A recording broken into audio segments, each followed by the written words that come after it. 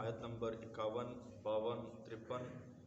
54 کا ترجمہ و تفسیر پڑھنے سننے کی سعادت حاصل کریں گے۔ اعوذ باللہ من الشیطان الرجیم، بسم اللہ الرحمن الرحیم،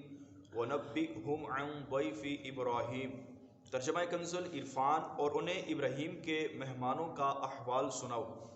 عن ضیف ابراہیم، ابراہیم کے مہمانوں کا حال سناؤ۔ اس آیت کریمہ کے اندر خطاب نبی پاک صلی اللہ تعالیٰ علیہ وسلم سے ہے، یعنی اے حبیب صلی اللہ علیہ وسلم، میرے بندوں کو حضرت ابراہیم علیہ السلام کے مہمانوں کا احوال سنائیں، جنہیں ہم نے اس لیے بھیجا کہ وہ حضرت ابراہیم علیہ السلام کو بیٹے کی بشارت دیں اور حضرت لوط علیہ السلام کی قوم کو ہلاک کریں، تاکہ میرے بندے حضرت لوط کی قوم پر آنے والے عذاب اور اللہ تبارک و تعالیٰ کی ناراضی اور مجرمین سے لیے گئے انتقام کو دیکھ کر عبرت حاصل کریں، اور انہیں یقین ہو جائے کہ اللہ ہی کا عذاب سب سے سخت ترین عذاب ہے۔ یاد رہے کہ حضرت ابراہیم علیہ السلام کے مہمان کئی فرشتے تھے، ان میں حضرت جبریل امین علیہ السلام بھی موجود تھے۔ اذ دخلوا علیہ فقالوا سلاما قال انکم منکم وجلون قال انا منکم وجلون۔ جب وہ اس کے پاس آئے تو کہنے لگے سلام، ابراہیم نے فرمایا ہم تم سے ڈر رہے ہیں۔ یعنی جب فرشتے حضرت ابراہیم علیہ السلام کے پاس آئے اور انہوں نے حضرت ابراہیم علیہ السلام کو سلام کیا،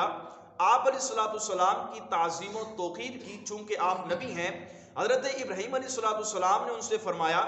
ہم تم سے ڈر رہے ہیں۔ حضرت ابراہیم علیہ السلام کا مہمانوں سے خوف کھانے کی ایک وجہ یہ تھی کہ وہ اجازت کے بغیر اور بے وقت آپ علیہ السلام کے گھر میں تشریف لائے تھے۔ اگر رات کو 12 بجے ہمارے گھر میں بھی 10-12 بندے مہمان آ جائیں تو ہم بھی پریشان ہو جائیں گے کہ یہ وقت مہمانوں کے آنے کا نہیں ہے۔ تو یہ لوگ بے وقت حضرت ابراہیم علیہ السلام کے پاس آئے تھے، اور دوسری وجہ یہ تھی کہ مہمانوں نے ان کا پیش کردہ بنا ہوا بچڑا کھانے سے انکار کر دیا تھا، اور اس دور میں مہمان کا کھانا کھانے سے انکار کر دینا یہ دشمنی کی علامت سمجھا جاتا تھا۔ جب ان فرشتوں نے، چونکہ وہ تو کھانے پینے سے پاک تھے، آپ علیہ السلام نے جب ان کے کھانے کا اہتمام کیا تو انہوں نے کھانے سے انکار کیا۔ آپ کے دل میں یہ خدشہ آیا کہ کہیں یہ لوگ مجھے کوئی نقصان نہ پہنچا دیں، تو اس وجہ سے حضرت ابراہیم کو ان سے خوف آنے لگا۔ قالوا لا توجل انا نبشرک بغلام علیم۔ فرشتوں نے کہا آپ نہ ڈریں، بے شک ہم آپ کو ایک علم والے لڑکے کی بشارت دے رہے ہیں۔ علم والے لڑکے سے مراد حضرت اسحاق علیہ السلام ہیں۔ اس آیت کریمہ سے معلوم ہوا کہ اللہ تبارک و تعالیٰ کے بتانے سے یہ معلوم تھا کہ حضرت ابراہیم علیہ السلام کے ہاں بیٹا پیدا ہوگا، وہ علم والا ہوگا اور نبی ہوگا۔ معلوم ہوا کہ اللہ تعالیٰ اپنے مقبول بندوں میں سے جسے چاہے غیب کا علم عطا فرما دیتا ہے۔ اور دوسری بات مفسر فرماتے ہیں اس آیت کریمہ سے یہ پتہ چلی کہ عالم بیٹا ہونا اللہ تبارک و تعالیٰ کی بہت بڑی نعمت ہے،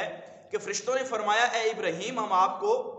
ایک علم والے لڑکے کی بشارت دے رہے ہیں۔ تو فرماتے سے پتہ چلا کہ اگر بیٹا عالم دین ہو تو یہ اللہ تعالیٰ کی بہت بڑی نعمت ہے۔ اس میں ہر مسلمان کے لیے نصیحت ہے کہ وہ اپنی اولاد کو دین کا علم بھی سکھائے، اور اس علم کو سکھانے میں اس سے زیادہ توجہ دے جتنی دنیا کا علم سکھانے پر اس پر توجہ دیتا ہے، کہ اگر آپ کے بیٹے کے پاس علم دین ہوگا تو وہ آپ کی بھی کما حقو دل سے تعظیم و توقیر کرے گا۔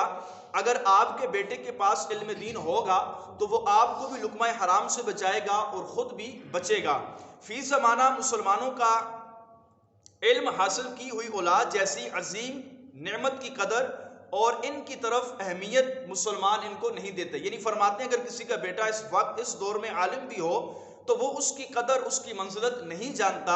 اور اپنے بیٹوں میں سے جسے ہوشیار و ذہین دیکھتے ہیں اسے لوگ دنیا کی تعلیم دلواتے ہیں، اور اس کے برعکس جو لولا لنگڑا ہوتا ہے، کم ذہن ہوتا ہے، تو اس کو جا کر دینی مدارس کے اندر ڈال دیا جاتا ہے۔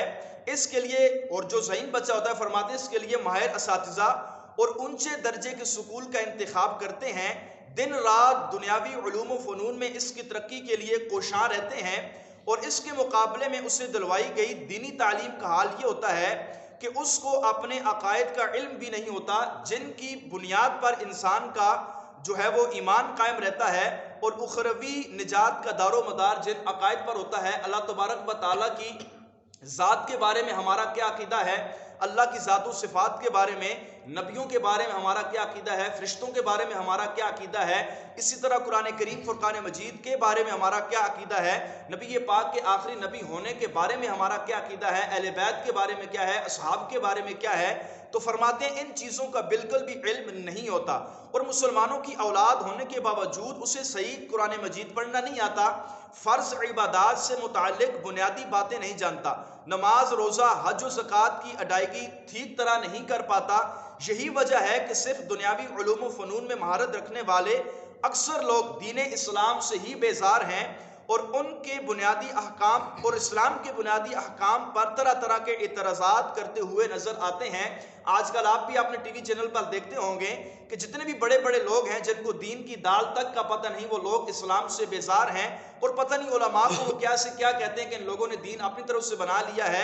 وجہ یہ ہوتی ہے کہ ان لوگوں نے دین اسلام کو دیکھا ہی نہیں ہوتا، صرف دین اسلام کا ظاہراً نام دیکھا ہوتا ہے، پڑھا ہوتا ہے، اندر جا کے اسلام کو نہیں دیکھتے کہ اسلام کتنا پیارا اور اچھا دین ہے۔ یہ تو شعار و ذہین بیٹے کا طرز عمل ہے، جبکہ فرماتے ہیں اس کے برعکس جو بیٹا جسمانی طور پر معذور ہو یا ذہنی کمزوری کا شکار ہو، اسے دنیا کی تعلیم دلوانے کی طرف توجہ کرنے اور اس پر اپنا مال خرچ کرنے کو والدین بیکار اور فضول سمجھتے ہیں، اسے کسی دینی مدارس میں داخل کروا کے اپنے سر سے بوجھ اتار دیتے ہیں۔ اللہ تبارک و تعالی مسلمانوں کو ہدایت نصیب فرمائے۔ قال ابشرتمونی علی ام مسنی الکبر فبما تبشرون، فرمایا کیا تم مجھے بشارت دیتے ہو حالانکہ مجھے بڑھاپا آ پہنچا، تو کس چیز کی مجھے بشارت دے رہے ہو؟ حضرت ابراہیم علیہ السلام نے فرمایا کہ اس وقت آپ کی عمر جو تھی 120 سال کے برابر تھی، اور آپ کی زوجہ جو تھی ان کی عمر تقریباً 95 سال کے قریب تھی۔ آپ علیہ السلام نے فرمایا کہ اتنی میری عمر ہو چکی ہے،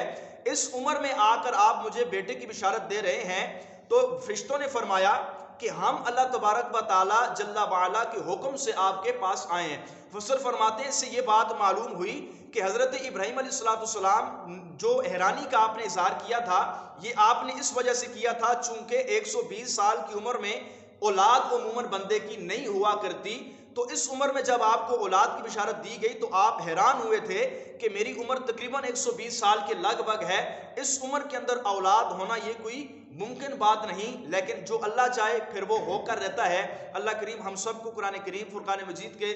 مذکورہ بالا احکام پر عمل کرنے کی توفیق عطا فرمائے، اور علم دین شوق و محبت کے ساتھ سیکھنے کی سعادت نصیب فرمائے، آمین بجاہ نبی الکریم۔